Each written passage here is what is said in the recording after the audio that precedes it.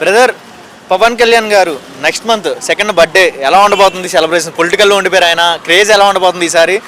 Second birthday కదా, ఎలా అనిపిస్తుంది అన్న? ఇంతవరకు ఇప్పుడు మనకి సెప్టెంబర్ 7th అంటే వినాయక చవితి అలానో దసరా ఎలానో, సెప్టెంబర్ 2 అనగానే పవన్ కళ్యాణ్ బర్త్డే చెప్పవసరం లేదు అన్న. నువ్వు మైక్ పట్టుకోగానే అర్థమైపోతుంది అన్న అంటే అంత క్రేజ్ అనమాట. ఇప్పుడు సో మన లాస్ట్ వచ్చిన సినిమాల కంటే ఈ రీ రిలీజ్ దద్దరిల్లు పోవాలని కాదు, పోగొడతాం దద్దరిల్లు. ఆయన బర్త్డే ఒక ఫెస్టివల్ లా జరుపుకుంటారు ఈసారి, బ్రహ్మోత్సవంలా జరుపుకుంటారేంటి? ఫెస్టివల్ జరుపుకోవడం కాదన్న, ఫెస్టివలే కదన్నా. ఇప్పుడు మన అసెంబ్లీకి వెళ్ళాడు, అసెంబ్లీ అంటే గుడిలో ఎవరుంటాడు? దేవుడు. సో పవన్ కళ్యాణ్ దేవుడు అంతే. దేవుడు లాగా ఇంటికి ఒక స్టూడెంట్స్ కూడా ఇలా దేవుడు అనేస్తే అలా పొలిటికల్ అయింది 3 months కదా, ఇంకా అయింది 3 months అయినా సరే మాకు ఎప్పటి నుంచో కళ అన్న వెయిటింగ్.